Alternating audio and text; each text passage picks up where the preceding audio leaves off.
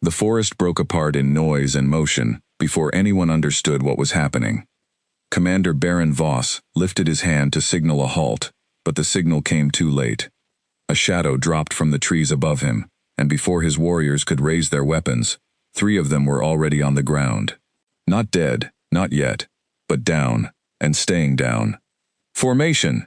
Baron shouted, but his voice cracked with something he did not want to admit was fear. He had led this patrol for 6 years. He had crushed rebellions in the eastern hills, and put down a rival pack's uprising without losing a single man. Tonight, in this quiet stretch of forest near the Omega settlement of Ashbrook, he was losing control of his own patrol in a matter of seconds.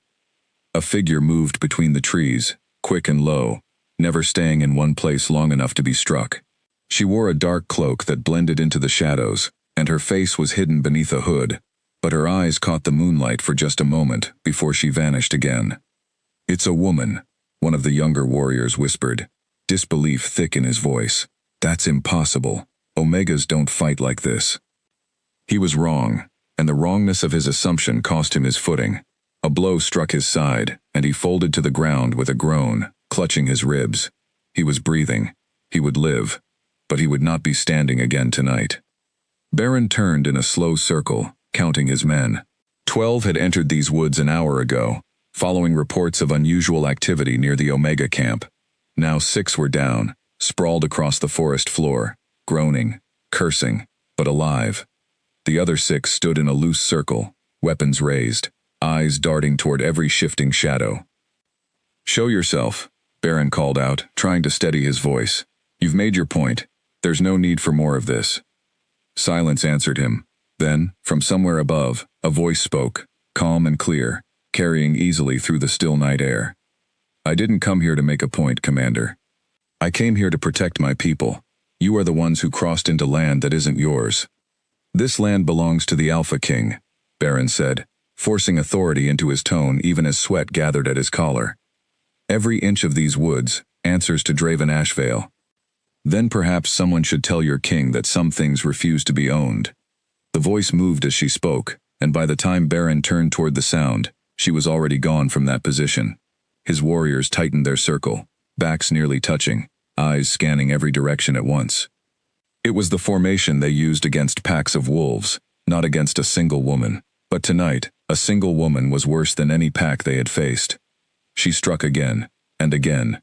Moving like water finds the lowest path, never where they expected, always one step ahead of their strikes. She did not use claws. She did not shift into her wolf form, not even once. She fought with her bare hands and quick feet, striking pressure points and joints with a precision that spoke of years of training, not natural instinct. By the time the moon crested fully over the tree line, only Baron remained standing. The other 11 members of his patrol lay scattered across the clearing, some groaning, some silent but breathing, all of them defeated by a single opponent who had not, as far as any of them could tell, taken a single serious hit in return. Baron stood alone, his chest heaving, his sword arm trembling from exhaustion and disbelief. The figure stepped out from the tree line at last, lowering her hood. She was younger than he expected, with sharp brown eyes and dark hair pulled back tightly from her face. There was no cruelty in her expression, no triumph, only a tired kind of watchfulness, as if she had done this before, and hoped, each time, that she would not have to do it again. "Tell your king," she said quietly, "that Ashbrook does not belong to him. Tell him his warriors are not welcome here, and tell him." She paused, studying Baron, with an intensity that made him want to look away, "that next time, I will not be so gentle." Before Baron could respond, she turned and disappeared into the darkness of the trees, leaving him standing alone among his fallen men, the forest silent once more, except for the low groans of warriors, who would carry the memory of this night for the rest of their lives. It took nearly 3 hours to get every injured man back to the outer camp, and another full day of hard riding to reach the capital city of Caldris, where the Alpha King's stronghold rose above the surrounding hills like a mountain carved by careful hands. Baron rode at the front of the battered procession, his jaw tight, rehearsing the words he would have to say to his king. There was no way to make this sound anything other than what it was, A single Omega woman had defeated half of his most experienced warriors, and he did not have a single good explanation for how it had happened. The gates of Caldrus opened before them, and word of the disaster spread through the stronghold faster than Beren could walk to the throne room. By the time he reached the great doors, guards were already whispering among themselves, and servants peered from side corridors with wide, curious eyes. The throne room of Caldrus was built to remind visitors of their smallness. Towering columns lined the walls, each one carved with the histories of past Alpha Kings, their victories, and their conquests etched into stone that had stood for centuries. At the far end, on a raised platform, sat Draven Ashvale, the current Alpha King, ruler of the largest and most powerful pack territory in the region. He did not look up immediately when Beren entered. He was reading a report, his expression unreadable, his dark hair falling slightly over his forehead as he studied the page in his hands. When he finally lifted his eyes, they were sharp and assessing, the kind of gaze that had made grown warriors flinch without a single word being spoken. "Commander Voss," Draven said, setting the report aside. "I was told you returned early from your patrol near Ashbrook. I assume there is a reason." Beren knelt, his knees striking the stone floor harder than intended. "My king, we were ambushed. 12 of us entered the forest near the Omega settlement. 11 of us were defeated before we could withdraw." A ripple of murmurs passed through the small gathering of advisors and guards standing along the edges of the throne room. Draven's expression did not change, but something in his posture shifted, a stillness settling over him that felt more dangerous than any outburst could have been. 11 warriors, Draven repeated slowly. Defeated by what, exactly? A rival pack? Rogue wolves crossing into our territory? Beren hesitated, and that hesitation seemed to interest Draven more than anything else. "No, my king. It was a single opponent. A woman. An Omega, from what we could tell." The murmurs in the room grew louder, and this time Draven raised a hand for silence, his gaze never leaving Beren's face. "You are telling me that one Omega woman defeated 11 trained warriors of my personal guard?" "Yes, my king." "And you," Draven continued, his voice quiet but carrying an edge that made the air in the room feel thinner, were the only one left standing. "She let me stand, my king. She could have defeated me as well. She chose not to." Draven rose from his throne slowly, descending the steps of the platform with unhurried, deliberate movements. He stopped in front of Beren, studying him the way a man studies a puzzle he has not yet solved. "Why would she let you stand, Commander, if not to send a message?" "She did send a message, my king." Beren swallowed hard before continuing. "She said Ashbrook does not belong to you. She said your warriors are not welcome there, and she said that if we return, she will not be as gentle." For a long moment, the throne room fell completely silent. Draven's expression remained calm, almost thoughtful, but those who knew him well could see the tension gathering beneath the surface, like the stillness of water right before it begins to boil. "An Omega," Draven said finally, more to himself than to anyone else in the room. "Defeating 11 of my best warriors without shifting, without claws, using nothing but her own 2 hands." He turned to look at his advisor, an older man named Halvard who had served 3 generations of Alpha Kings. "Has this ever happened before, in all your years of service?" Halvard shook his head slowly. "Never, my king. Omegas are not trained for combat. It goes against everything we understand about pack structure and rank. An Omega with this level of skill should not exist." "And yet," Draven said, a strange note entering his voice, something between fury and fascination, "she does." He turned back to Beren, his eyes narrowing with new focus. "Describe her to me. Every detail you remember." Beren did his best, describing the dark hair, the sharp eyes, the quiet confidence in her voice, the way she moved through the trees, like she had memorized every root and branch. Draven listened without interrupting, his expression growing more intent with every word. When Beren finished, Draven was quiet for a long moment, staring at some point beyond the throne room walls, as though he could see the forest and the woman within it, just by closing his eyes. "Most kings," Halvard said carefully, breaking the silence, "would send an army to Ashbrook after an insult like this, to restore order, to remind the Omega settlements of their place. I am not most kings," Draven said quietly. "Then what is your command, my king?" Draven's gaze sharpened, And when he spoke, his voice carried a weight that silenced every whisper in the room. I want her found, not killed, not punished. Found, and brought to me, alive and unharmed. A stunned silence followed his words. Even Halvard, who had advised 3 kings and seen every manner of royal decision, looked genuinely surprised. My king, Halvard said carefully. With respect, she humiliated your warriors. Word of this will spread through every territory within days. If you do not respond with strength, other packs may see it as weakness. I will respond with strength, Draven said, a faint, unreadable smile touching the corner of his mouth. But not the kind you are imagining. Send trackers to Ashbrook. Send scouts along every trade route leading from that settlement. I want to know everything about this woman, her name, her history, where she learned to fight like that. And when you find her, you bring her to me, alive, unharmed. I will not tolerate any warrior laying a hand on her beyond what is necessary to bring her here. Baron rose to his feet slowly, still trying to understand the strange calm that had settled over his king, a calm that felt more unsettling than any outburst of rage could have been. It will be done, my king. Good. Draven turned and began walking back toward his throne, his cloak trailing behind him like a shadow given shape. Halfway up the steps, he paused and looked back over his shoulder, his dark eyes catching the torchlight in a way that made him look, for just a moment, more predator than king. And Commander Voss. Yes, my king? Choose your next hunting party carefully. Whoever she has already proven she is not someone to be underestimated. He paused, his voice dropping lower, almost thoughtful. I intend to meet her myself, and I do not intend to be disappointed. Baron bowed and left the throne room, his mind spinning with questions that had no easy answers.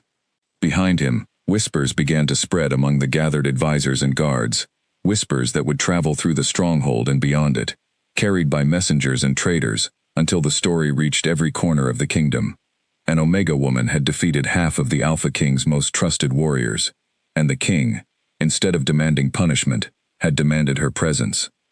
Deep in the forest near Ashbrook, unaware of the storm she had just set into motion, the woman who called herself Wren walked back toward the small collection of huts that made up her hidden home. Her knuckles ached faintly from the night's efforts, and a thin line of blood traced along her forearm, where one of the warriors had managed a lucky strike. She pressed a cloth against it without slowing her pace, her thoughts already moving past the fight and toward the next set of problems that demanded her attention. She had known, even as she fought, that this would not be the end of it. Kings did not forget insults. Kings did not let their warriors return in defeat without seeking some kind of answer. She had hoped, foolishly perhaps, that a clear warning would be enough to keep them away, that the Alpha King would see the encounter as not worth the trouble of pursuing further. She should have known better. As she reached the edge of the settlement, an older woman stepped out from one of the huts, her face lined with worry beneath her gray hair. Wren, you're hurt. It's nothing, Mira. A scratch. Wren offered a small, tired smile, though the weight in her chest told a different story. I handled it. They won't be back anytime soon. Mira studied her for a long moment, her eyes narrowing with the particular suspicion of someone who had known Wren since she first arrived at Ashbrook, broken and silent, refusing to explain where she had come from or what had happened to bring her there. You fought them all yourself. I didn't have a choice. There's always a choice, child. You could have let them find nothing here. You could have hidden, like the rest of us. Wren's expression hardened slightly, old memories flickering behind her eyes, before she pushed them away. I won't do it again. Not when it means letting others get hurt because I was too afraid to stand and fight. Mira sighed, the sound carrying decades of worry and wisdom. The Alpha King will not simply let this go, Wren. You must know that. Men like him do not forgive being made to look weak. Wren looked out toward the dark tree line, toward the direction the defeated warriors had retreated, toward the distant capital she had never seen but had heard described in whispered stories her entire life, a place of stone towers and iron gates, ruled by a king whose reputation for strength and ruthlessness had reached even this remote corner of the kingdom. Let him come then, she said quietly, though something in her voice betrayed a flicker of uncertainty she did not allow herself to fully examine. I've faced worse than an angry king. But even as she said the words, a small, cold thread of doubt wound its way through her chest, a feeling she could not quite name. Somewhere deep inside, A part of her sensed that this was only the beginning, that the quiet, careful life she had built at Ashbrook was about to be torn apart by forces far larger than a single night's fight in the forest. She had no way of knowing, as she turned and walked back toward her small hut beneath the moonlight, just how right that feeling would prove to be. 3 days after Commander Voss delivered his report, the first hunting party left Caldris under the cover of early morning fog. This time, Draven Ashvale did not send warriors known for brute strength. He sent trackers, quiet men and women skilled in reading footprints, broken branches, and the small signs that most eyes overlooked entirely. He wanted information first. He wanted to understand the woman he was hunting before he sent anyone close enough to face her again. At the head of this new party rode Cale Draymore, the king's most trusted commander and closest advisor outside of the royal council. Cale had served beside Draven since they were young, long before either of them held the titles they carried now, and there were few people in the kingdom who understood the king's mind as well as he did. When Draven had summoned him privately after the throne room meeting, Cale had expected orders for a swift and decisive strike against Ashbrook. What he received instead left him quietly troubled. "Bring her to me unharmed," Draven had said, pacing the length of his private study with restless energy. "I do not care how long it takes. I do not care what resources you require. But she is not to be harmed, Cale. Not by you. Not by anyone under your command." "My king," Cale had replied carefully. "May I ask why this particular Omega has earned such careful treatment? Warriors have been humiliated before. We have always answered such things swiftly, and without hesitation." Draven had stopped pacing then, staring out the tall window of his study toward the dark line of forest visible in the distance. "Because this has never happened before, Cale. An untrained Omega does not defeat 11 warriors through luck. She defeated them through skill, precision, and control. That is not the mark of someone acting on instinct. That is the mark of someone who has trained for years, perhaps her entire life, and has kept that training hidden for reasons I intend to understand." Cale had said nothing more, though the questions lingered in his mind as he assembled his trackers and prepared for the journey to Ashbrook. He did not fully believe his king's explanation, though he could not say exactly why. There was something in Draven's voice when he spoke of the Omega, something beneath the surface of simple curiosity, that Cale had rarely heard from him before. The ride to Ashbrook took 2 full days, winding through hills and forest paths that grew increasingly narrow and overgrown the farther they traveled from the capital. It was clear, even before they reached the settlement, why Ashbrook had remained so isolated for so long. The paths leading to it seemed designed to discourage travelers, twisting through dense trees and rocky terrain that made swift movement nearly impossible.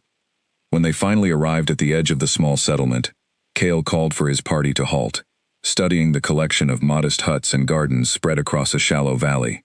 It looked, at first glance, like any other Omega settlement he had visited during his years of service, quiet and unremarkable, populated by families who had chosen a simple life far from the politics and power struggles of the larger packs. But something about the place felt different once they drew closer. The people of Ashbrook did not scatter in fear at the sight of armed riders, as Omegas so often did when warriors from the capital approached. Instead, they watched with steady, unafraid eyes, gathering in small groups near their doorways, their expressions guarded but not frightened. "They knew we were coming," one of Cale's trackers murmured quietly.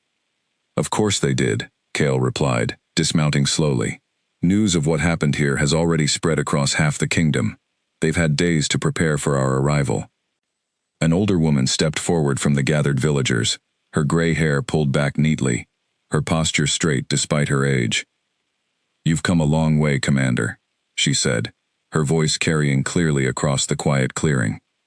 "I assume you're looking for someone in particular." "I am."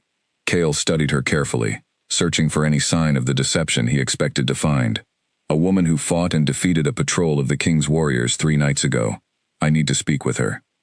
And if I told you no such woman exists here, I would tell you that I've traveled 2 days to find out otherwise, and I don't intend to leave until I have my answer." Cale kept his tone level, careful not to let any threat creep into his words. His orders had been clear. He was here to find information, not to intimidate a settlement that had already proven capable of defending itself. The older woman studied him for a long moment, her sharp eyes assessing every detail of his posture and expression, as though searching for the true intentions behind his careful words. "My name is Mira," she said finally. "I've lived in Ashbrook for over 20 years. And I can tell you, Commander, that whatever happened in that forest 3 nights ago was not an act of aggression. It was an act of protection. Your king's warriors crossed into land that has always belonged to Ashbrook, land your king's own grandfather agreed to leave untouched generations ago." Cale frowned, uncertain of this history, but unwilling to dismiss it outright. "I was not aware of any such agreement. Few people are, these days. Old promises are easily forgotten by those who did not make them." Mira's expression softened slightly, though the wariness never fully left her eyes. "The woman you seek did what any of us would have done, faced with armed strangers crossing into our home. She protected her people, nothing more. She defeated 11 trained warriors without significant injury to herself," Cale said. "That is not simply protection, Mira. That is a level of skill that demands explanation." Mira was quiet for a long moment, and Cale sensed that she was carefully weighing how much to reveal. "Her name is Wren," she said eventually. "She came to us many years ago, as little more than a girl, wounded and refusing to speak of where she had come from. We took her in, as we take in anyone who needs shelter. She has never told us the full story of her past, and we have never pressed her for it. But it is clear she has known hardship, and it is clear that hardship taught her things most of us will never understand." "Where is she now?" "Gone," Mira said simply. "She left the morning after the encounter, knowing full well that your king would send someone to find her. She did not want to bring danger to the rest of us by remaining." Cale's frustration flickered briefly across his expression before he forced it back under control. "Do you know where she went?" "No, Commander. And even if I did, I would not tell you. Not until I understood exactly what your king intends to do with her." Mira's gaze grew sharper, more searching. "You said she is to be found, not punished. Is that the truth, or simply what you were told to say, to keep the peace while you drag her back to face judgment?" Cale hesitated, and in that hesitation, Mira seemed to find her answer. "I understand your caution," he said carefully, "but I give you my word, as commander of this hunting party, and as a man who has served the Alpha King faithfully for many years, that our orders are exactly as I have stated them. She is to be brought before the king unharmed, nothing more." Mira studied him for a long moment before finally nodding, though the wariness in her eyes never fully faded. "I believe you mean what you say, Commander, but I do not know if your king's intentions are as simple as you believe them to be. Men like him rarely want something without reason, and I doubt very much that his reason is as innocent as you have been told." Cale had no answer for that, because privately, he shared her doubts. He gathered his trackers and prepared to search the surrounding forest and trade routes for any sign of Wren's passage, though he suspected, given what he had already seen of her skill, that finding her would not be a simple task. Meanwhile, many miles away, Wren moved swiftly and carefully along a narrow forest path, putting distance between herself and Ashbrook with every step. She had left before dawn, taking only what she could carry easily, knowing that lingering any longer would only bring danger to the people who had sheltered her for years. She did not know where she was going, not exactly. She knew only that she needed to keep moving, to stay ahead of whatever hunters the Alpha King would inevitably send, and to buy herself time to think clearly about her next move. The forest around her felt both familiar and foreign, paths she had walked countless times now carrying a different weight, every shadow potentially hiding a tracker sent to bring her back in chains, regardless of what promises the king had supposedly made about her safety. As she walked, old memories surfaced, despite her efforts to push them away. Memories of another forest, another set of hunters, and a different kind of danger that had shaped her into the person she had become. She had spent years trying to leave that past behind her, building a quiet life at Ashbrook, hoping that distance and time would be enough to keep the shadows of her history from catching up with her. She had known, deep down, that it was only a matter of time before something forced her hand again. She simply had not expected it to happen so soon, or in such a public way that word would spread across the entire kingdom within days. By midday, she reached a small stream that marked the boundary of the territory she knew well. Beyond this point, the land belonged to smaller settlements and trade routes she had traveled only rarely, places where a stranger might draw curious attention but not necessarily suspicion. She knelt by the water's edge, refilling her canteen and studying her reflection in the still surface. The face looking back at her seemed steady, controlled, giving no outward sign of the uncertainty she felt building beneath the surface. She had faced danger before. She had survived worse than a hunting party sent by an angry king. But something about this situation felt different, though she could not yet articulate exactly why. Perhaps it was the strangeness of the king's demand, that she be brought to him alive, rather than punished or eliminated, as any reasonable ruler might have ordered after such a public humiliation. Kings did not typically show mercy to those who defeated their warriors. They made examples of them, ensuring that no one else would dare challenge their authority in such a visible way. The fact that Draven Ashvale had chosen a different path troubled her more than outright aggression would have. It suggested calculation, patience, a mind working toward some purpose she could not yet see clearly. And in her experience, rulers who moved with careful, patient calculation were often more dangerous than those who acted purely from anger. She rose from the stream's edge, shouldering her small pack once more, and continued walking deeper into unfamiliar territory, uncertain of her destination, but certain of one thing. Whatever the Alpha King's true intentions were, she would not make it easy for him to discover them. Behind her, though she could not yet see it, Cale Draymore and his trackers were already picking up the faint traces of her passage through the forest, following a trail that would eventually, inevitably, lead them toward each other. Rain began to fall on the fourth day of Ren's journey, turning the forest paths to soft mud that clung to her boots and slowed her pace considerably. She had been moving in a wide, careful loop, doubling back on her own trail more than once to confuse anyone who might be tracking her, though she had no way of knowing if the effort was working. She had not seen any sign of pursuit, but she had learned long ago that skilled trackers did not always announce their presence with broken branches or careless footprints. She took shelter for the night beneath a rocky overhang near the edge of a small trading village called Fenwick, close enough to civilization that she could hear distant voices and the occasional bark of a dog, but far enough into the trees that she remained hidden from casual view. She built no fire, ate a small portion of dried meat and bread from her pack, and settled in to wait out the worst of the storm. It was there, in the gray hour before true dawn, that she first sensed she was no longer alone. The feeling came first as a prickle at the back of her neck, a subtle wrongness in the pattern of sounds around her. The rain had softened to a light drizzle, and beneath its steady patter, she caught the faint, careful sound of someone moving, with deliberate quiet, through the wet undergrowth nearby. Not an animal, the rhythm was wrong, too controlled, too aware of where each footstep landed. She did not move from her position beneath the overhang, though every muscle in her body tensed, ready to act the moment it became necessary. She let her breathing slow, let her senses stretch outward, cataloging the direction and distance of the approaching presence. One person, moving from the northeast, closing the distance with practiced patience. When the figure finally came into view through the gray morning light, Ren recognized immediately that this was no ordinary tracker. He moved with the same careful precision she had seen in only a handful of warriors during her lifetime, scanning the terrain with sharp, assessing eyes, reading signs in the mud and disturbed leaves that most people would have walked past without a second glance.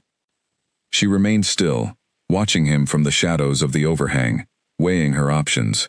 She could slip away before he noticed her presence, disappearing back into the deeper forest and losing him within an hour. Or she could confront him directly and learn exactly what the king's forces knew about her whereabouts. Curiosity, and perhaps a flicker of something closer to defiance, won out over caution. "You're a long way from Caldris, Commander," she said, stepping out from beneath the overhang into the thin morning light. Cale Draymore turned sharply, his hand moving instinctively toward the sword at his hip, before he forced himself to still the motion, remembering the strict orders he carried. He studied the woman standing before him, matching her features against the description Baron Voss had provided days earlier. Dark hair, sharp brown eyes, a quiet confidence in her posture that seemed almost at odds with her modest, practical clothing. "Ren," he said, not a question, but a confirmation. "I've been looking for you. I gathered that, given how carefully you've been reading my trail." She kept a measured distance between them, her weight balanced evenly, ready to move in any direction if the need arose. "You're better at this than the last group your king sent after me. I'm not here to fight you." Cale kept his hands visible, his posture deliberately non-threatening, though he remained alert to any sudden movement on her part. My orders are clear. I'm to bring you before the Alpha King, unharmed, and to ensure that no harm comes to you along the way. So I've heard. Ren's expression remained guarded, though a note of genuine curiosity crept into her voice.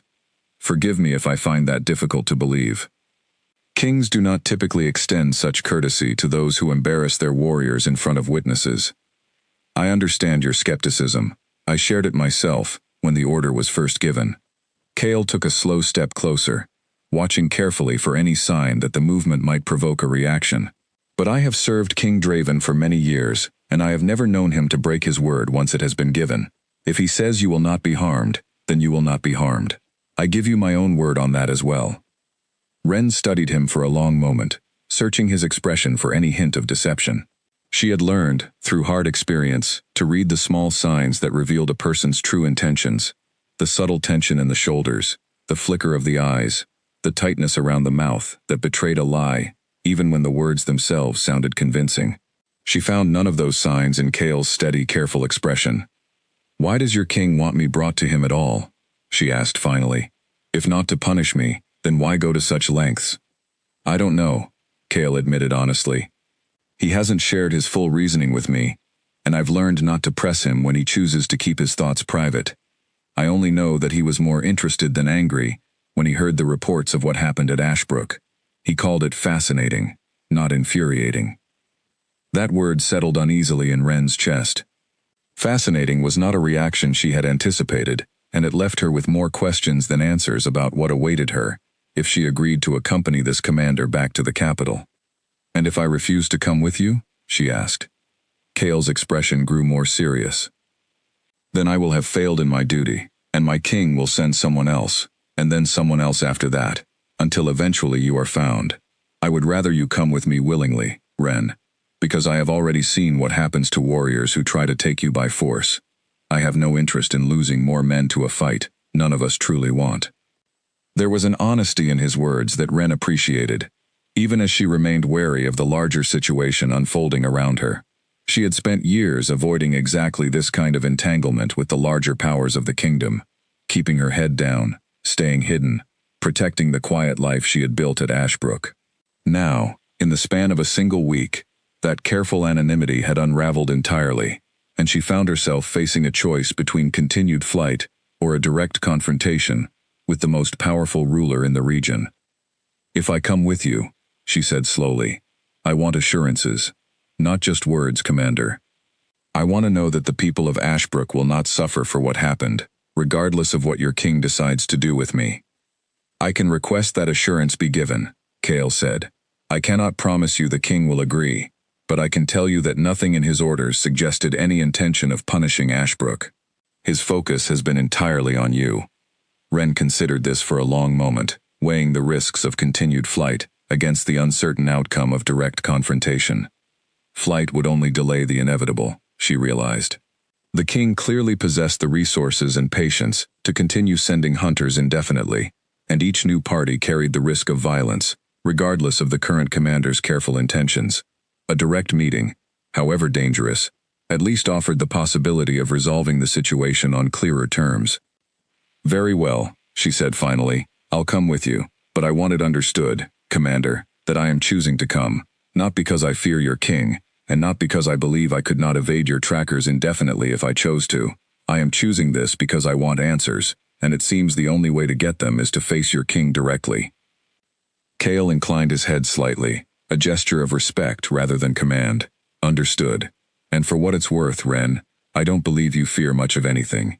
11 warriors defeated in a single night does not suggest a woman easily frightened. A faint, humorless smile touched the corner of Ren's mouth. You have no idea, Commander. The journey back toward Caldris took the better part of 3 days, during which Ren remained watchful and largely silent, speaking only when necessary, studying the terrain and the small group of trackers who accompanied Kale with careful, assessing eyes. She noted their formations, their weapons, the subtle signals they used to communicate across distances, cataloging details out of old habit, rather than any immediate plan to use the information against them. Kale, for his part, found himself increasingly intrigued by his mysterious companion as the journey progressed. She spoke little of her past, deflecting questions with practiced ease, but small details slipped through despite her caution. The way she assessed every new location for exits and defensible positions before allowing herself to relax, even slightly. The precise, economical way she moved, never wasting energy on unnecessary motion. The occasional flash of old pain behind her eyes when certain topics arose, quickly hidden but not quickly enough to escape his notice entirely. By the time the towers of Caldris finally rose into view on the horizon, tall and imposing against the pale evening sky, Cale found himself more curious about the woman riding beside him than he had been about any stranger in years. He glanced over at her as they approached the outer gates, noting the way her expression had grown carefully neutral, betraying nothing of whatever she truly felt as she prepared to face the Alpha King for the first time. "Whatever happens in there," he said quietly, "I meant what I told you in the forest. You have my word that no harm will come to you, not while I have any say in the matter." Ren glanced at him, something almost like gratitude flickering briefly across her guarded expression, before it disappeared again beneath careful composure. "I appreciate that, Commander. Though I suspect, before this is over, we will both learn exactly how much your king's word is worth." The gates of Caldris opened before them, and together, they rode into the heart of the kingdom, toward a meeting that would change the course of both their lives, in ways neither of them could yet imagine. The stronghold of Caldris looked even larger up close than it had from a distance, its stone walls rising high enough to blot out the setting sun as Ren passed beneath the outer gates. Guards lined the entryway, their eyes following her with open curiosity, whispers passing between them, as word spread quickly that the Omega woman who had defeated 11 warriors had finally arrived. Ren kept her expression steady despite the weight of so many curious stares, walking with the same quiet confidence that had carried her through every difficult moment of her life. She would not give these strangers the satisfaction of seeing her intimidated, no matter how impressive the walls around her, or how many armed warriors watched her every step. Cale led her through the outer courtyard and into the main hall of the stronghold, where servants and advisors moved briskly about their duties, pausing only briefly to glance at the newcomer before continuing their tasks. The building smelled of stone and smoke and the faint, lingering scent of old candle wax, a place that had clearly stood for many generations, absorbing the history of countless kings before Draven Ashvale. "The king will want to see you immediately," Cale said quietly as they walked. "I would advise patience, whatever he says or does. He is not a man who responds well to open hostility, even when he might, in some strange way, respect it." "I'll keep that in mind," Ren replied, though her tone suggested she made no promises. They reached the towering doors of the throne room, and Cale paused before them, glancing at her one final time. "Are you ready?" "As ready as I'll ever be." She met his eyes steadily. "Thank you, Commander, for keeping your word on the journey here." He nodded once, then pushed the heavy doors open, revealing the vast throne room beyond, illuminated by rows of tall candles, and the fading light spilling through high windows. Draven Ashvale sat upon his throne at the far end of the hall, exactly as he had during Baron's earlier report, though this time his full attention was fixed on the doorway, waiting. Ren walked the length of the throne room with steady, measured steps, refusing to hurry, despite the weight of the king's gaze following her every movement. She had faced powerful men before. She would not let this one see how much her heart hammered beneath her calm exterior. When she finally stopped before the raised platform, close enough to see the details of the king's face clearly, she found herself momentarily caught off guard by what she saw there.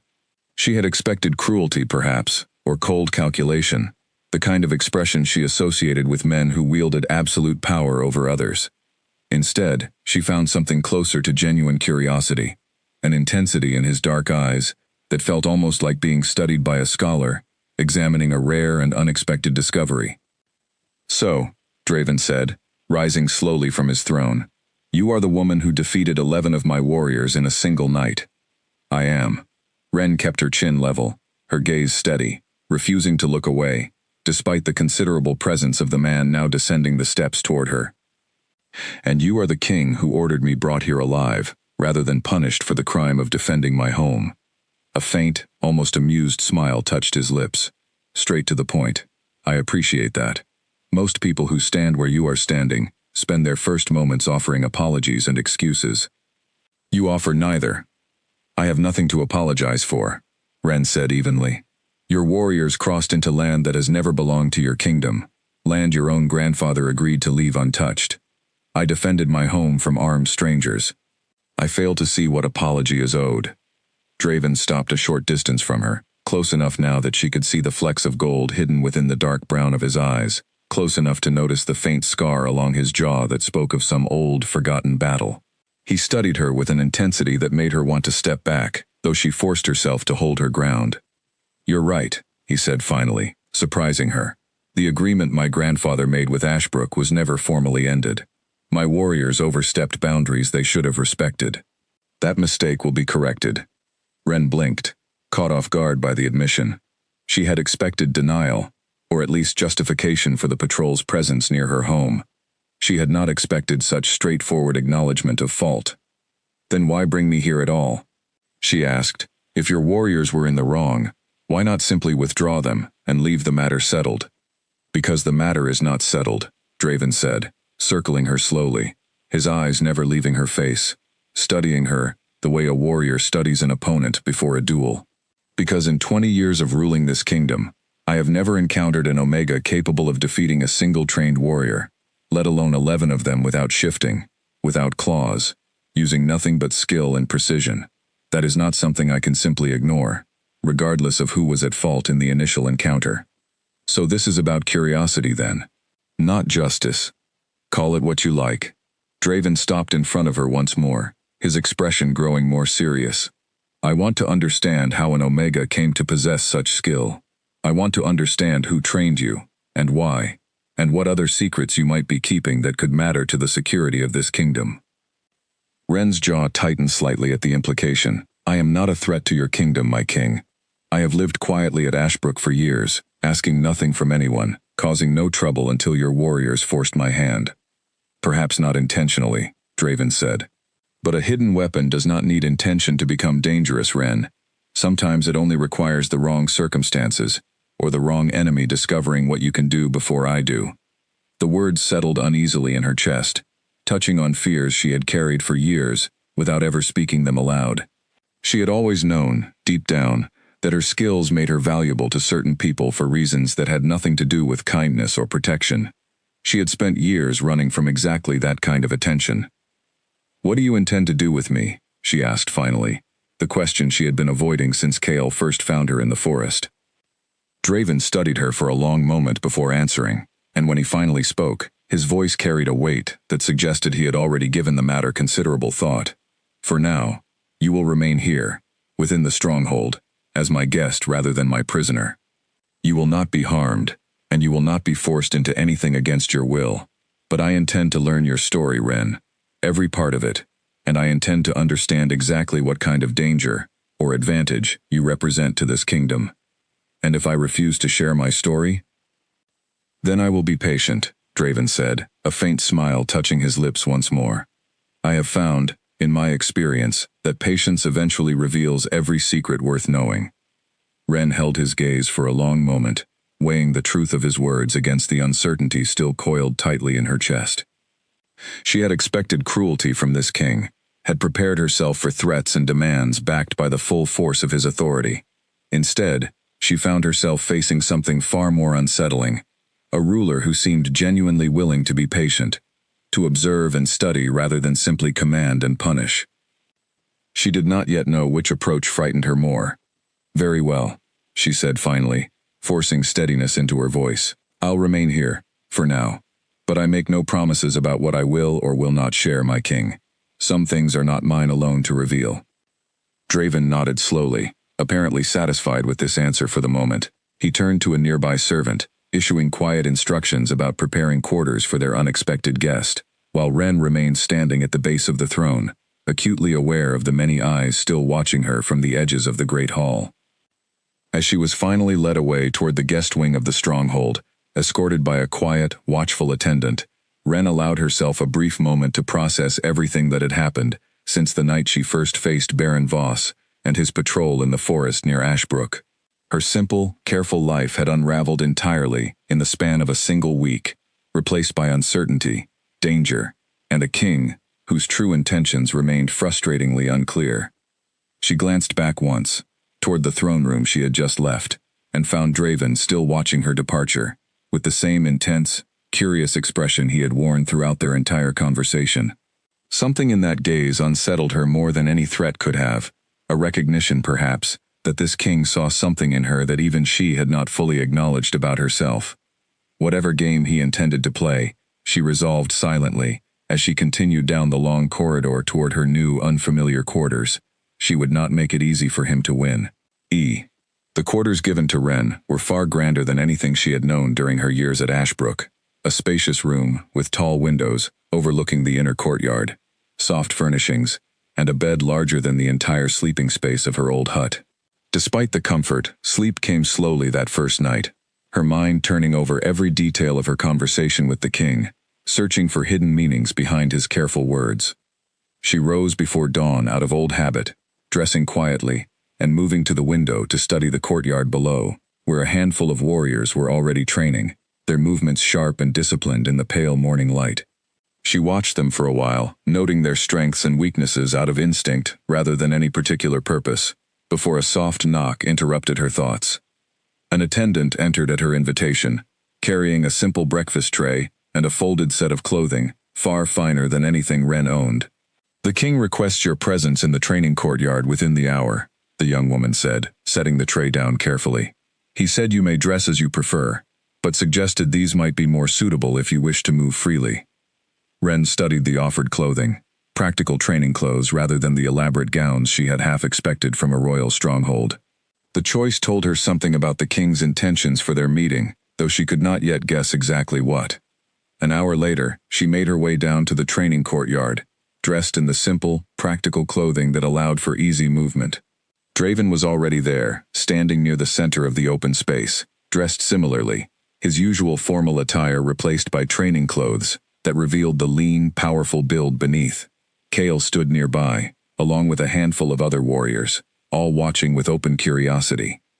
"You wish to see me, my king?" Wren asked, stopping a respectful distance away. "I did." Draven's expression carried the same intense curiosity she had noticed the previous evening. "I've been thinking about our conversation, and I find myself unable to move past a simple question. Words can only tell me so much about your skill, Wren. I would like to see it directly." Wren's eyebrows rose slightly. "You want to fight me?" "I want to understand you," Draven corrected, though a faint smile suggested he did not entirely disagree with her interpretation. "And I have found, over many years of training, that watching someone fight reveals far more truth than any conversation ever could." Wren glanced around the courtyard, noting the assembled warriors watching with barely concealed interest, several of them likely among those she had defeated in the forest days earlier. She recognized Baron Voss standing near the edge of the group, his expression carefully neutral, though tension remained visible in his shoulders. "And if I refuse?" she asked. "Then I will respect your choice," Draven said. "But I suspect, based on everything I've learned about you so far, that you are not someone who backs away from a challenge simply because it might prove difficult." The words settled into her chest with quiet accuracy, touching on something true about her nature that she had never bothered to hide. She had never been one to avoid a fair challenge, and something in her recognized, even now, a desire to test herself against this king who had shown far more restraint and curiosity than she had expected. "Very well," she said finally, "but I have conditions. No weapons, no shifting, hands and skill only, nothing more." "Agreed." Draven's smile widened slightly, genuine anticipation replacing the careful curiosity he had shown throughout their previous encounters. "I would not want an unfair advantage after all." They moved to the center of the courtyard, the assembled warriors forming a loose circle around them, murmurs of anticipation rippling through the small crowd. Wren settled into a ready stance, her weight balanced evenly, her eyes tracking every small shift in Draven's posture as he mirrored her position across the open space. The first exchange came quickly, testing rather than committed, each of them gauging the other's speed and reach with careful, probing movements. Wren noted immediately that Draven was faster than she had anticipated, his reactions sharp and precise, clearly the product of extensive training rather than natural instinct alone. He, in turn, seemed to recognize quickly that her earlier victory over his warriors had not been a matter of luck or exaggeration. They circled each other for several long moments, neither committing fully to an attack, each searching for weaknesses in the other's defense. When Draven finally moved, it was with sudden, controlled speed, a strike aimed not to injure, but to test her reflexes. Ren countered smoothly, redirecting the force of his attack and creating an opening she chose, deliberately, not to exploit fully.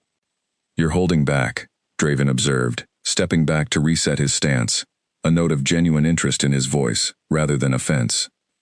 "So are you," Ren replied evenly.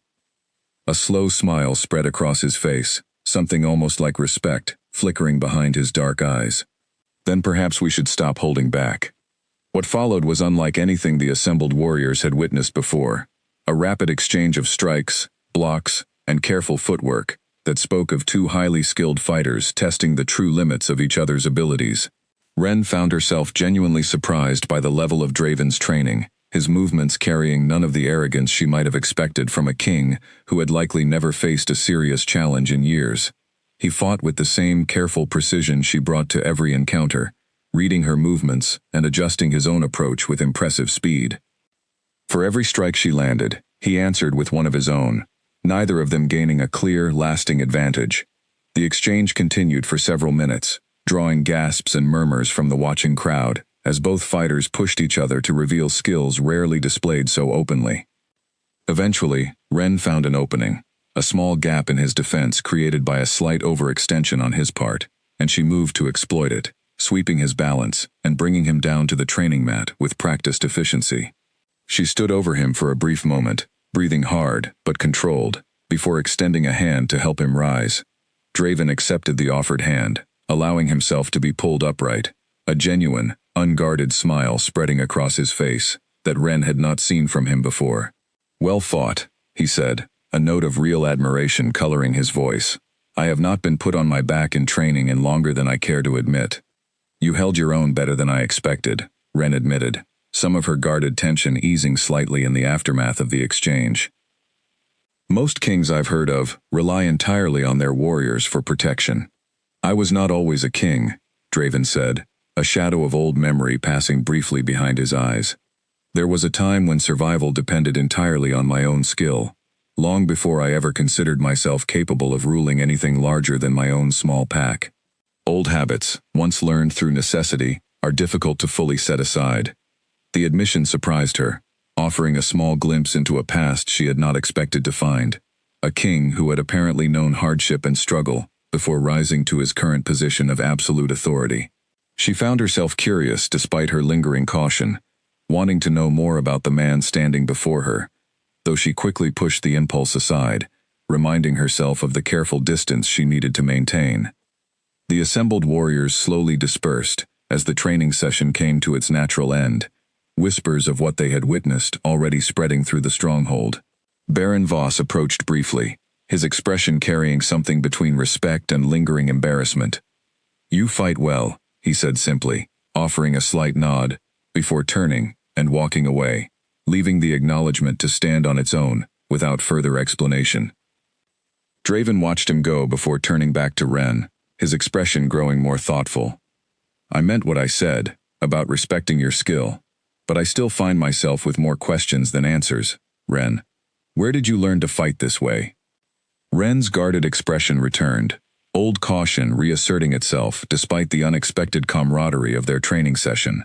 "That's a story for another time, my king." "Then I look forward to that time," Draven said, accepting her deflection with more patience than she had expected. "In the meantime, I hope you'll consider remaining here a while longer, not as a prisoner, but as someone I genuinely wish to understand better." Ren studied him for a long moment, weighing his words against the complicated tangle of instincts and caution that had guided her through years of careful survival. Something about this king continued to defy her expectations, offering neither the cruelty nor the simple manipulation she had prepared herself to face. "I'll stay," she said finally, "for now, but I make no promises beyond that, my king." "That's all I ask," Draven replied, a faint, genuine smile touching his lips once more, as they walked together back toward the main stronghold, leaving the training courtyard behind them, though the questions and uncertainties between them remained far from resolved. Weeks passed slowly at Caldris, and Ren found herself settling, cautiously, into an unfamiliar rhythm within the stronghold's walls. She was given freedom to move throughout most of the fortress, though she noticed, without much surprise, that a quiet watch was always kept over her movements, guards positioned at careful distances, never close enough to seem threatening, but never far enough to lose sight of her entirely. She spent her mornings training in the courtyard, sometimes alone, sometimes joined by Draven himself, who seemed to genuinely enjoy the challenge she presented after years of facing warriors who held back out of deference to his position. Their sparring sessions became a quiet ritual between them, an unspoken language of respect, built through exchanged strikes and careful, measured movements rather than words. Kale, too, became a familiar presence during her days at the stronghold, often joining their training sessions or simply sharing quiet conversation during meals. He remained curious about her past, though he never pressed as directly as Draven often did, content instead to let her share information at her own careful pace. It was during one such quiet afternoon, weeks into her stay, that Halvard, the king's longtime advisor, approached her privately in the stronghold's small library, a room lined with old books and scrolls that Ren had taken to visiting during her rare moments of solitude. "May I speak with you, Ren?" Halvard asked, his tone carrying a seriousness that immediately caught her attention. Of course. She set aside the book she had been reading, studying the old advisor with careful attention. Halvard settled into a chair across from her, his expression troubled in a way she had not seen from him before. "I have served this kingdom for many years. Through the rule of 3 different kings, I have seen many strange and unexpected things during that time. But I confess, your presence here continues to trouble me, though perhaps not for the reasons you might expect." "What do you mean?" "I have taken the liberty of investigating your history," Halvard admitted, watching her carefully for a reaction. "Not out of malice, I assure you, but out of genuine concern for the kingdom's security. What I discovered has left me with more questions than I began with." Ren's posture stiffened slightly, old wariness creeping back into her expression. "And what exactly did you discover, Halvard?" The old advisor hesitated, choosing his words carefully. "There are records, old and largely forgotten, of a young Omega girl, trained many years ago, by a pack far to the north, a pack that no longer exists in its original form, having been absorbed and scattered, following a violent internal conflict roughly a decade ago. The records suggest this girl was trained not for protection, but for a very specific, very dangerous purpose." Ren's breath caught slightly. Old memories she had spent years trying to bury threatening to surface, despite her best efforts at composure. "Go on," she said quietly, her voice carrying a tightness that betrayed more than she intended. "The records are incomplete," Halvard continued, "but they suggest the girl was trained as an infiltrator, someone capable of moving unnoticed through rival territories, gathering information, and when necessary, eliminating threats through skills that would never be suspected of an ordinary Omega. The training was rigorous, brutal by most accounts, designed to strip away any hesitation or weakness that might compromise her effectiveness." "That's enough," Ren said sharply, rising from her chair, her composure cracking for the first time since her arrival at the stronghold. Halvard raised a placating hand. "I do not share this to cause you pain, Ren. I share it because I believe it matters, deeply, to understanding why you are here, and what danger, if any, you might represent to this kingdom." "I am not that girl anymore," Ren said, her voice tight with old, carefully controlled emotion. "Whatever happened to me then, whatever I was trained to become, I left that life behind years ago. I have never used those skills to harm anyone who did not first threaten me, or the people I care about." "I believe you," Halvard said gently. "But I do not believe the pack that trained you has forgotten your existence, Ren. Skills like yours are not easily replaced, and organizations that invest heavily in creating such weapons rarely allow them to simply walk away without consequence." The words settled over her like a cold weight, touching on fears she had carried quietly for years, fears she had hoped, perhaps foolishly, might fade with enough time and distance. She had built her life at Ashbrook specifically to avoid exactly this kind of confrontation with her past, and now, within the walls of the very stronghold she had been brought to against her initial wishes, that past had found her regardless. Does the king know what you've discovered? She asked quietly. Not yet, Halvard admitted. I wanted to speak with you first, to understand your side of this history, before bringing it to his attention. But I must be honest with you, Ren. I intend to share this information with him soon. He deserves to know exactly who and what he has brought into his stronghold, particularly if there is any chance your former masters might come seeking you here. Ren closed her eyes briefly, old exhaustion settling over her at the realization that her carefully guarded secrets were beginning to unravel, regardless of her efforts to keep them hidden.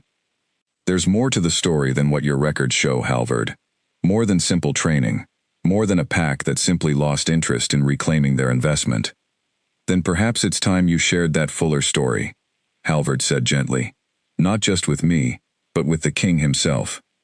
I believe, despite what you might assume, that he would want to understand the full truth before making any judgments about your presence here.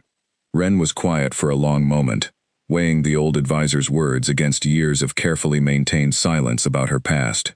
She had told no one, not even Mira at Ashbrook, the full details of what had happened to her before she arrived at the settlement, broken and desperate for a quiet, hidden life, far from the violence that had shaped her early years.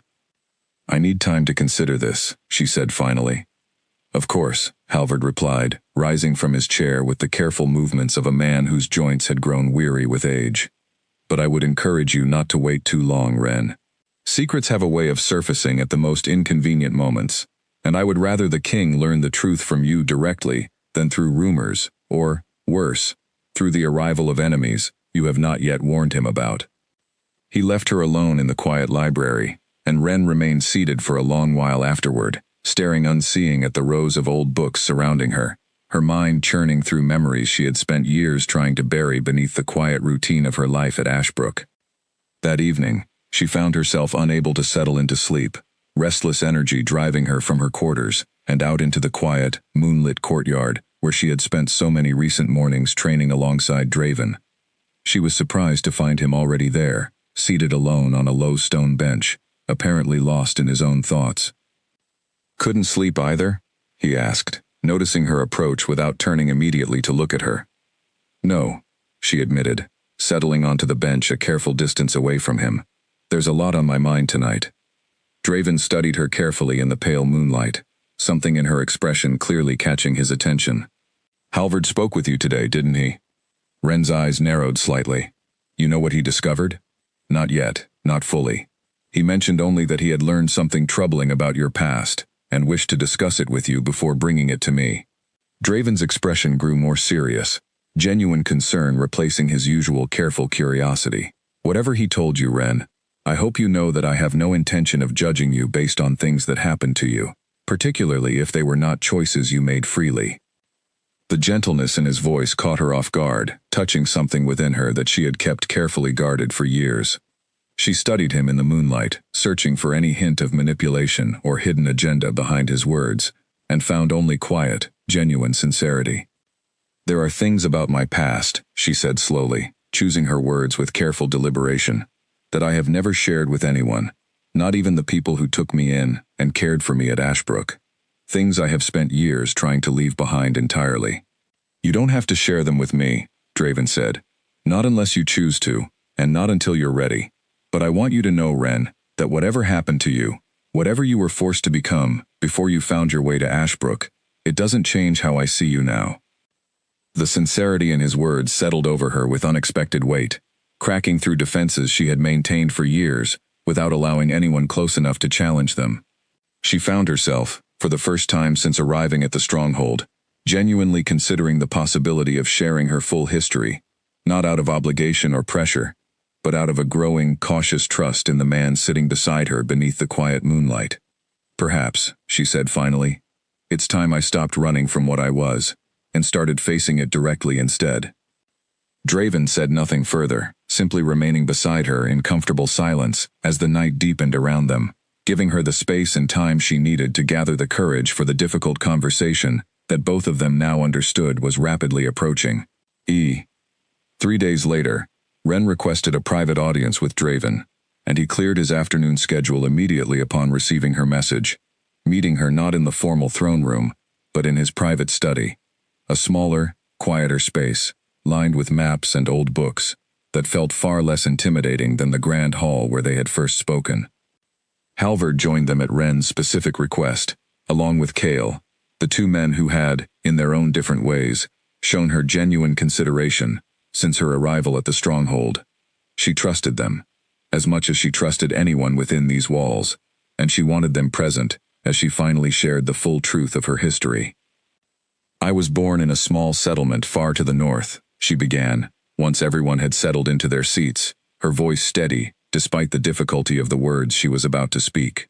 "My parents died when I was young, victims of a conflict between rival packs that had nothing to do with our own small family.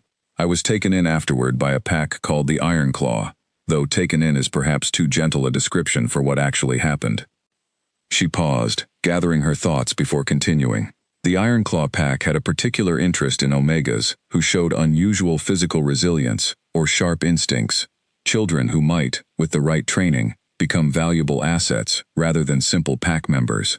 I was one of several children selected for this purpose, though I did not understand, at the time, exactly what that selection would mean for the rest of my childhood. "You were trained as a weapon," Draven said quietly, not a question, but a statement of understanding. "Yes." Ren's jaw tightened slightly at the memory. "The training began when I was 7 years old, and continued, without pause, for the next 11 years. Combat skills certainly, but also stealth, infiltration, the careful gathering of information from targets who never suspected an Omega girl of posing any threat to them. We were taught that our very existence as Omegas made us invisible to most warriors and rulers, who never imagined we could be trained for anything beyond simple domestic duties. That invisibility became our greatest weapon." She continued, describing years of brutal training, of exercises designed to strip away hesitation and fear, of missions sent into rival territories to gather intelligence, or, in some cases, to eliminate specific threats identified by the pack's leadership. She spoke carefully, without excessive detail, though the weight of what she had experienced during those years remained clearly visible in the tension of her shoulders and the careful control she maintained over her voice. "What changed?" Kale asked quietly, when she paused for a long moment, clearly struggling with the next part of her story. "Everything changed the night I was sent on a mission that required me to eliminate a rival pack leader who had, according to my instructions, threatened the security of the Iron Claw territory." Ren's voice grew quieter, more strained. "I completed the mission as trained, but afterward I discovered the truth. The rival leader had done nothing to threaten Iron Claw at all. He had simply refused to hand over trade routes the pack wanted for themselves. I had been sent to eliminate an innocent man over territorial greed, disguised as necessary defense." The room fell silent, the weight of her words settling heavily over everyone present. "I refused further missions after that," she continued. "I told my trainers I would not continue killing on behalf of lies, dressed up as necessity. They did not take my refusal well. I was punished, severely, and warned that further defiance would result in consequences far worse than punishment alone." "But you left anyway," Draven said softly. "I left anyway." A faint, humorless smile touched her lips. "I trained for 11 years to become exactly the kind of weapon capable of escaping even the most watchful captors. It seemed only fitting that those same skills would eventually be turned toward earning my own freedom, rather than taking it from others." She described the difficult months that followed, moving constantly to avoid recapture, surviving through skills that had been forced upon her, but that she now used entirely for her own protection. Eventually, exhausted and running low on resources, she had stumbled into the outer edges of Ashbrook's territory, where Mira had found her, wounded and wary, and had offered shelter without demanding explanation. "I've lived quietly there ever since," Ren finished. "Building a life as far removed from that violence as I could manage. I never intended to reveal any of these skills again, not until your warriors crossed into Ashbrook's territory and left me no choice but to defend the only home I've known in years." Silence lingered in the study for a long moment after she finished speaking, each of the three men processing the full weight of what she had shared. "Does the Iron Claw pack still exist?" Halvard asked finally, breaking the silence. "Not in its original form," Ren said. "I've heard rumors over the years that it fractured after my escape, splitting into smaller factions following disputes over leadership. But I've also heard that certain remnants of the pack have continued operating, quietly, seeking to rebuild their former influence through similar methods, training other Omegas the same way they trained me. Do you believe they might still be searching for you? Draven asked, his expression carrying genuine concern rather than the calculating curiosity she had grown used to seeing from him. I don't know, Ren admitted. I've spent years hoping they had simply written me off as a loss, not worth the resources required to hunt me down after so much time. But Halvard's research suggests otherwise, and I would be foolish to assume I'm entirely safe from them, even now. Draven rose from his seat, moving to stand near the window of his study, staring out toward the darkening sky beyond as he processed everything she had shared. This changes things, he said finally, turning back to face her. Not the way you might fear, Ren. I have no intention of treating you as a threat because of what was done to you as a child, but it does mean I need to understand exactly what danger might be following you, particularly if that danger could eventually threaten this kingdom as well. I understand, Ren said quietly. And I'll help however I can, if it becomes necessary. For now, Draven continued, I want increased security around the stronghold, quiet inquiries made into any recent Ironclaw activity in the surrounding territories. I would rather be prepared for a threat that never materializes than caught unprepared by one that does. Kael nodded, already rising to begin implementing the king's instructions, while Halvard remained seated, studying Ren with an expression that had shifted from cautious suspicion to something closer to genuine sympathy. Thank you for trusting us with this, Halvard said gently. I know it could not have been easy to share. It wasn't, Ren admitted, but I'm tired of carrying this alone, Halvard.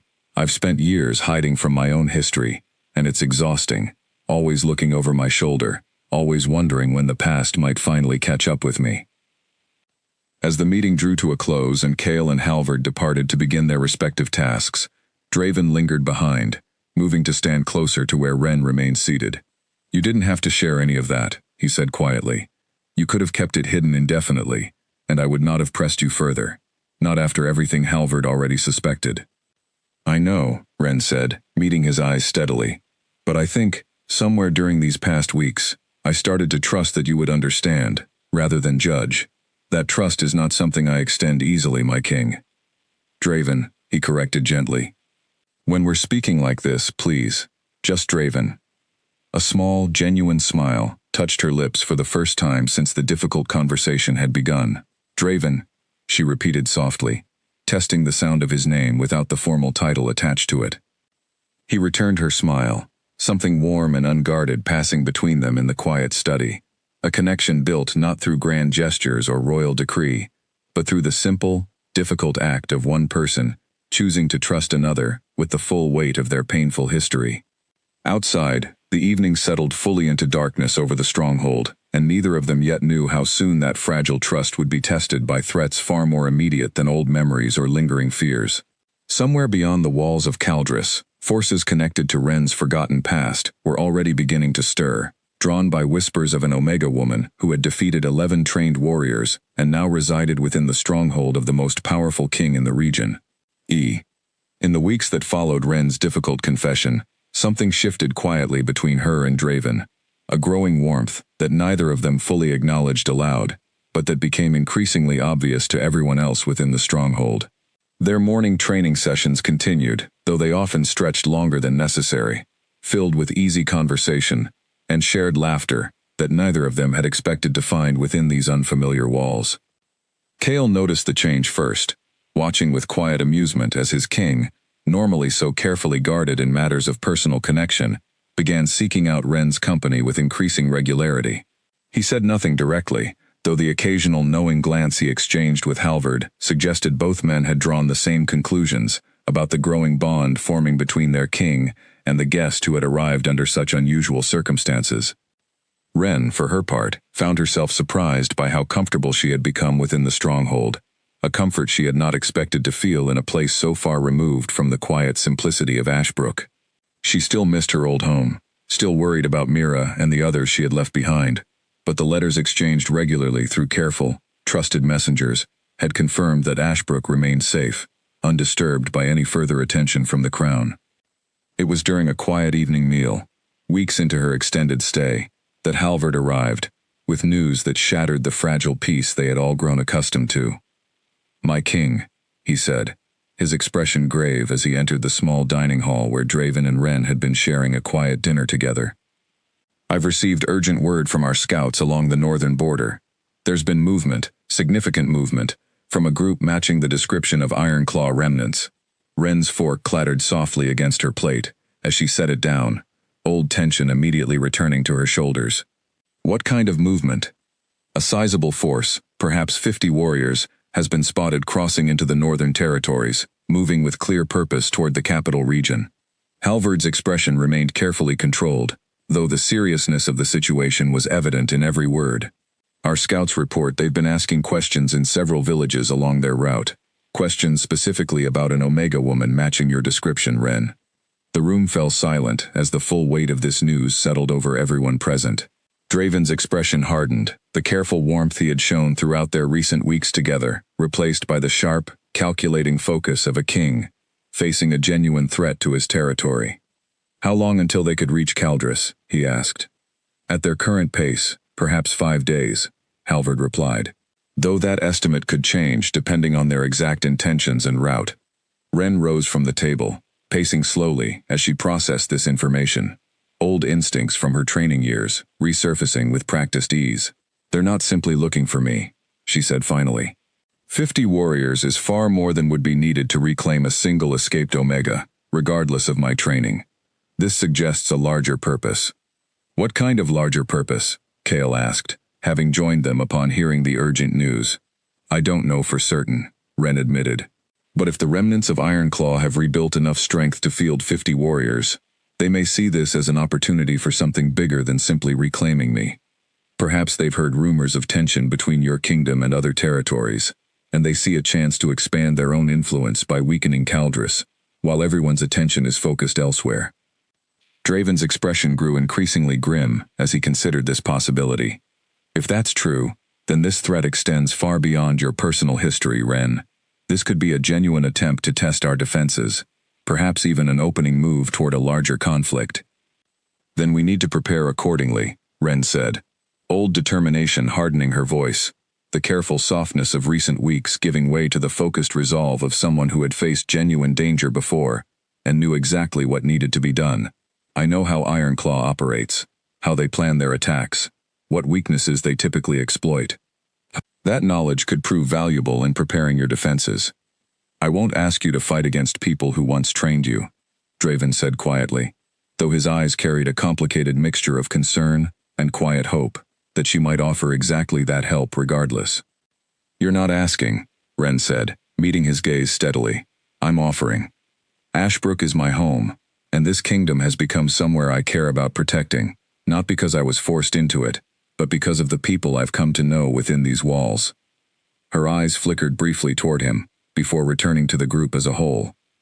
"I won't stand aside and watch Ironclaw threaten either, not while I have the skills and knowledge to help prevent it."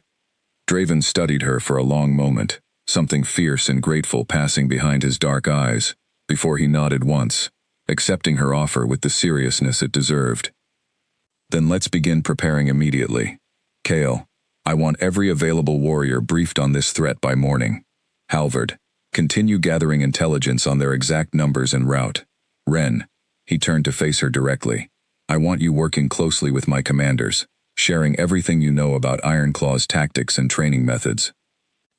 The following days passed in a blur of intense preparation, the stronghold transforming from its usual quiet routine into a hive of focused, purposeful activity. Ren found herself at the center of these preparations, her knowledge of Ironclaw's methods proving invaluable as she helped identify likely attack patterns and defensive weaknesses that needed immediate attention. She worked closely alongside Kale and his senior warriors, describing training exercises and combat techniques she remembered from her years within the pack, helping the stronghold's defenders prepare countermeasures against tactics they had never before encountered.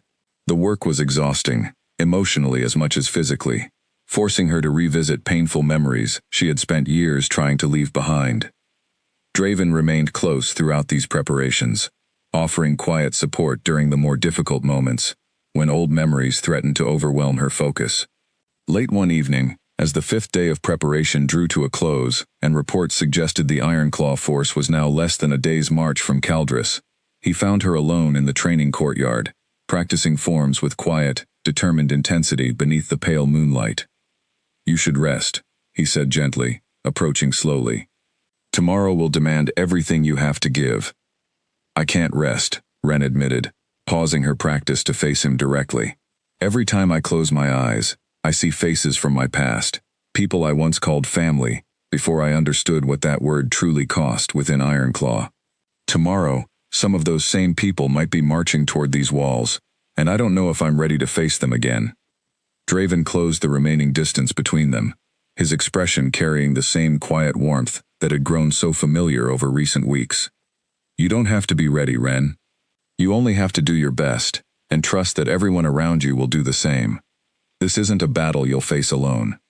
"I know," she said softly, some of the tension easing slightly from her shoulders at his words. "It's strange, having people to rely on again. I'd almost forgotten what that felt like." "Then let this remind you," Draven said, reaching out to gently take her hand, a small, simple gesture that carried far more weight than words alone could have conveyed. "Whatever happens tomorrow, you are not facing it as a prisoner brought here against her will, or even as a guest, kept at careful distance. You are facing it as someone this kingdom, and this king, has come to genuinely care about." Ren looked up at him, something warm and hopeful flickering behind her guarded eyes, a feeling she had not allowed herself to fully acknowledge until this quiet moment beneath the stars. "Draven," she said softly, "whatever happens tomorrow, I want you to know that these past weeks, despite everything, have meant more to me than I expected they would." "They've meant more to me as well," he admitted quietly, his thumb brushing gently across her knuckles. "More than I know how to properly express." They remained there together for a long while, finding quiet comfort in each other's presence, as the stronghold settled into its final preparations for the confrontation that awaited them with the coming dawn. Whatever fears and uncertainties lingered about the battle ahead, both of them understood, without needing to speak the words aloud, that they would face it together, united by a bond that had grown stronger through every difficulty they had already overcome side by side. Dawn arrived gray and quiet over Caldris, the calm before the coming confrontation, settling heavily over the stronghold's defenders, as they took their final positions along the walls and within the courtyard below. Ren stood near the main gate, alongside Kael and a select group of warriors she had spent the past days training in techniques designed specifically to counter Ironclaw's methods, her expression calm and focused, despite the storm of old emotions churning beneath the surface. Draven moved among his warriors, offering quiet words of encouragement and confirming final preparations, his own composure carrying the steady authority of a king who had faced difficult battles before and understood exactly what needed to be done. When he finally reached Ren's position, he paused, studying her carefully. "Are you ready?" he asked quietly. "As ready as I can be," she replied, meeting his gaze steadily. "Whatever happens today, Draven, thank you for trusting me with this fight." "There was never any question of trust," he said simply. "Only gratitude that you were willing to stand with us." The first scouts reported the approaching Ironclaw force shortly after midday, confirming numbers close to Halvard's earlier estimates, roughly 50 warriors moving in disciplined formation toward the stronghold's main approach. Ren studied the reports carefully, recognizing certain patterns in their formation that confirmed her worst suspicions about who exactly led this particular force. "Vex Marrow," she said quietly, more to herself than to anyone else nearby. "He was one of my primary trainers. If he's leading this force personally, it confirms my fear that this is about far more than simply reclaiming me." "What do you mean?" Kael asked, overhearing her quiet observation. Vex was ambitious, even by Ironclaw standards. If he's risen to lead this force, he's likely consolidated significant power within whatever remains of the pack. This isn't a simple retrieval mission anymore. This is a genuine attempt to expand Ironclaw's territory and influence, using my presence here as justification for an attack they likely intended to launch regardless. The Ironclaw force arrived at the base of Caldris's outer walls, as afternoon light began its slow descent toward evening, their formation disciplined and confident, clearly expecting minimal resistance from a kingdom that had, until recently, shown no indication of anticipating their arrival. A figure separated from the main force, riding forward under a flag of parley, and Ren recognized him immediately despite the years that had passed since she last saw his face. Vex's marrow had aged, gray now streaking through his dark hair, but his sharp, calculating eyes remained exactly as she remembered them from her years of brutal training under his instruction. "Ren," he called out, his voice carrying easily across the distance, separating the two forces. "I confess, I did not expect to find you sheltering within the walls of the very kingdom our reports suggested you had helped humiliate, though I suppose old habits of defiance never truly fade, do they?" "What do you want, Vex?" Ren called back, standing firm beside Draven near the main gate, refusing to let old fear color her voice, despite the tension coiling tightly in her chest at the sight of her former trainer. "What I have always wanted," Vex replied, a cold smile touching his weathered features. "Ironclaw's rightful place among the powerful territories of this region, and you, Ren, remain a valuable asset in achieving that goal, whether you choose to cooperate willingly or not. She has no obligation to your pack," Draven called out, stepping forward to stand beside Ren, his authority as king, evident in every measured word. "Whatever claim you believe you hold over her ended the moment she escaped your training years ago." Vex's gaze shifted to Draven, studying him with the same calculating assessment he had once turned on countless training exercises designed to break young Omegas into obedient weapons. "And you must be the famous Alpha King Draven Ashvale, whose warriors were so thoroughly humbled by a single Omega woman. I confess, I'm curious what interest you have in protecting her, King Draven. Surely a ruler of your reputation understands the value such skills could bring to your own kingdom, if properly directed." "I have no interest in treating people as weapons to be directed," Draven replied evenly. "Ren is not a tool for anyone's ambition, mine or yours. I suggest you withdraw your forces before this confrontation becomes something neither of us truly wants." Vex's smile widened slightly, cold and calculating. "I'm afraid withdrawal is not an option we're prepared to consider, King Draven. We've traveled a long way for this reunion, and I don't intend to leave empty-handed." The parley ended abruptly as Vex wheeled his mount and retreated back toward his waiting forces, and within moments, the first wave of Ironclaw warriors surged forward toward the stronghold's outer defenses, their disciplined training evident in the coordinated precision of their advance. What followed was a fierce, sustained confrontation that tested every preparation the stronghold's defenders had made during their days of careful planning.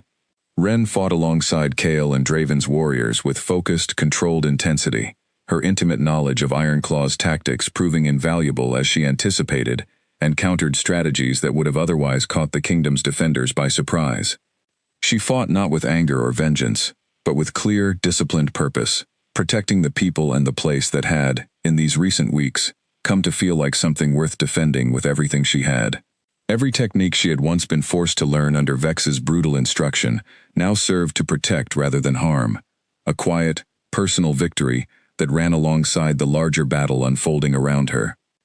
Draven fought nearby, his own considerable skill evident as he led his warriors with the same calm, calculated leadership he had shown throughout their preparations, occasionally exchanging brief, coordinated maneuvers with Ren as they countered particularly difficult sections of the Ironclaw advance together, moving with an instinctive understanding of each other's positioning that spoke of the trust they had built during their recent weeks together. The confrontation stretched through the afternoon and into early evening, the Ironclaw force gradually losing ground against defenses specifically prepared to counter their methods. Vex, watching his carefully planned assault crumble against unexpected resistance, eventually called for a final, concentrated push toward the main gate, apparently determined to reach Ren directly, regardless of the mounting cost to his remaining warriors. Ren met him at the gate itself, the two of them facing each other directly for the first time since her escape years earlier. Old student and former trainer meeting once more under circumstances neither of them could have fully anticipated during those brutal years of training. "You've grown stronger," Vex observed, circling her carefully, his weathered expression carrying grudging respect beneath the cold calculation. "Perhaps stronger than even I anticipated when I first selected you for training, all those years ago." "I've grown into someone who chooses her own path," Ren replied, matching his careful circling with her own measured movements. "Something Ironclaw never allowed me to be." Their confrontation was swift and decisive, years of buried resentment and hard-won skill converging in a tightly controlled exchange that ended, eventually, with Vex disarmed and pressed firmly to the ground, Ren standing over him with controlled, steady breathing, refusing to let old anger push her toward anything beyond what was strictly necessary. "It's over, Vex," she said quietly. "Ironclaw's ambitions end here." Around them, the remaining Ironclaw warriors, seeing their leader defeated and their assault thoroughly repelled, began withdrawing in scattered disarray, the confrontation drawing to its exhausted, decisive conclusion as evening shadows lengthened across the battlefield surrounding Caldris's walls. Draven approached slowly, his own exhaustion evident but his relief clear, as he took in the scene before him. Ren standing victorious over the man who had once shaped her entire childhood through brutal, calculated training. "It's finished," he said quietly, coming to stand beside her. "For now," Ren replied, finally allowing herself to release some of the tension she had carried throughout the confrontation. "Though I suspect this won't be the last we hear from whatever remains of Ironclaw after today." "Perhaps not," Draven agreed. "But today, at least, we faced them together, and we won." He reached out, gently taking her hand once more, and this time, surrounded by the aftermath of battle and the quiet relief of survival, neither of them felt any need to hide the warmth that had grown steadily between them throughout these difficult, transformative weeks. In the days following the battle, Caldris slowly returned to its familiar rhythms, though the stronghold felt different somehow, transformed by the shared experience of danger, faced and overcome together. Vex Marrow and the surviving Ironclaw warriors, captured during the confrontation, were held under careful guard, awaiting Draven's decision regarding their eventual fate, while scouts continued monitoring the northern territories for any sign of further threat from whatever remained of the fractured pack. Ren spent these quiet days helping tend to the wounded, her practical skills proving useful, beyond simple combat, as she assisted the stronghold's healers in caring for warriors injured during the fierce confrontation. The work felt meaningful in a way that surprised her, a continuation of the protective instinct that had driven her actions throughout the entire ordeal, now turned toward healing rather than fighting. Kale found her one afternoon in the healing hall, checking on the recovery of several warriors who had fought alongside her during the battle. "You've earned a great deal of respect within these walls," he said, settling into a chair nearby. "Warriors who once viewed you with suspicion now speak of you with genuine admiration." "I only did what needed to be done," Ren replied, though a small, pleased smile touched her lips at his words. "Perhaps," Kale said, "but there's value in recognizing when someone has done more than simply what was required. You could have remained distant during this entire ordeal, offering only the knowledge necessary, while keeping yourself carefully separate from any real investment in the outcome. Instead, you fought alongside us, as though this kingdom's fate mattered to you personally." "It does matter," Ren admitted quietly. "More than I expected it would, when Kale Draymore first found me hiding beneath that rocky overhang weeks ago." Kale smiled warmly at the memory. "I confess, I did not expect our journey together to lead somewhere quite like this either." Later that same evening, Draven summoned Ren to his private study, and she found him standing near the window, staring out at the darkening sky, with a thoughtful expression that suggested significant matters weighing on his mind. "You wanted to see me?" she asked, closing the door quietly behind her. "I did."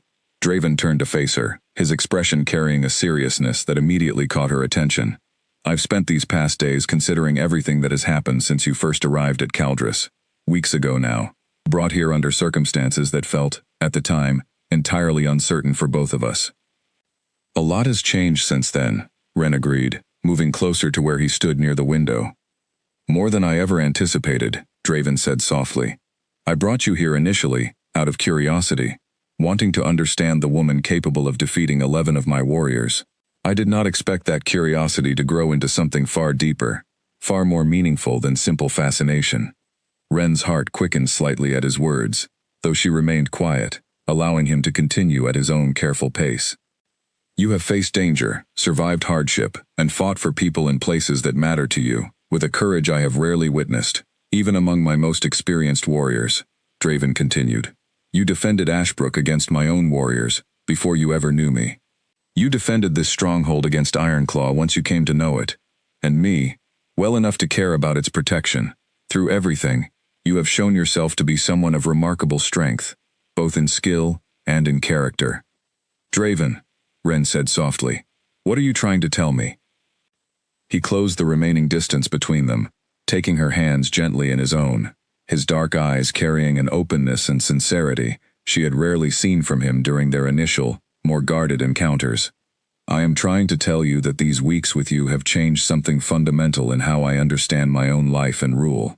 I no longer wish to think of you as merely a guest within these walls, Ren, or even simply as an ally who helped defend this kingdom during a moment of crisis. Ren's breath caught slightly, anticipation and hope building steadily beneath her careful composure.